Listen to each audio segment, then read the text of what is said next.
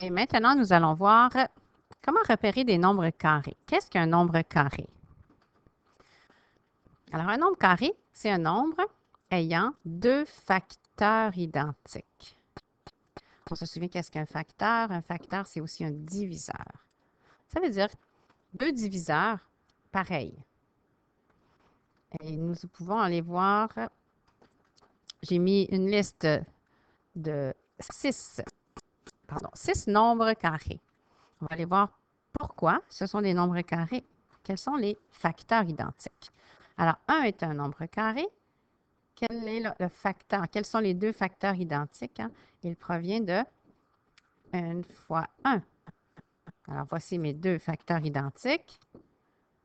Et donc, 1 est un nombre carré. Le suivant, 4. Pourquoi est-il un nombre carré? Eh bien, lui, il provient aussi de deux facteurs identiques, mais il s'agit du 2. N'est-ce pas que 2 fois 2 nous donne 4. Le troisième le nombre qu'on a, c'est 9. C'est un nombre carré. Quels sont les deux facteurs identiques ou les deux diviseurs identiques? Hein? Facteur, diviseur, donc, parce qu'on peut faire 3 fois 3 pour obtenir 9, n'est-ce pas? Ou 9 divisé par 3, 3. Pour le suivant, le 16, hein, vous avez compris le principe. Le 16 est un nombre carré. Les deux facteurs identiques sont 4, parce qu'il provient de 4 fois 4. Et ainsi de suite. 25 est un nombre carré. Pardon. Parce que c'est deux diviseurs identiques. Hein, c'est 5. Donc, parce que 5 fois 5 nous mène à 25.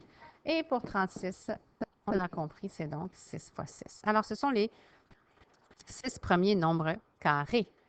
Aussi, on peut se souvenir que si on fait un carré, hein, si on fait une forme avec les facteurs identiques, ça devrait nous donner un carré. L'exemple suivant. Nous avons, je vais passer à une autre page, ça va nous aider. Alors, si je me fais un carré, pardon,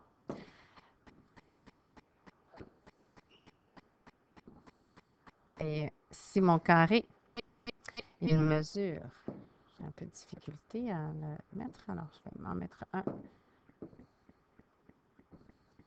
Alors, ce carré-ci mesure 2 par 2. Ça nous donne donc le nombre carré qui est 4, n'est-ce pas? J'en ai 4. Alors, 4 est un nombre carré. Il provient de 2 fois 2. On peut en faire un deuxième. Je vais essayer de le faire plus simplement. Peut-être que ça va nous aider. Alors, donnez-moi une petite seconde pour essayer de le placer correctement.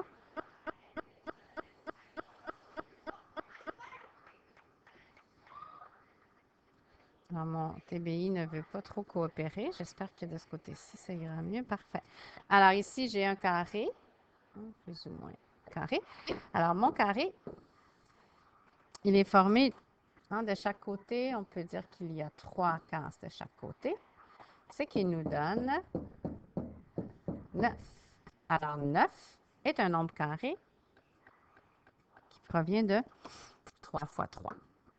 Revenons à ce que nous avions tout à l'heure.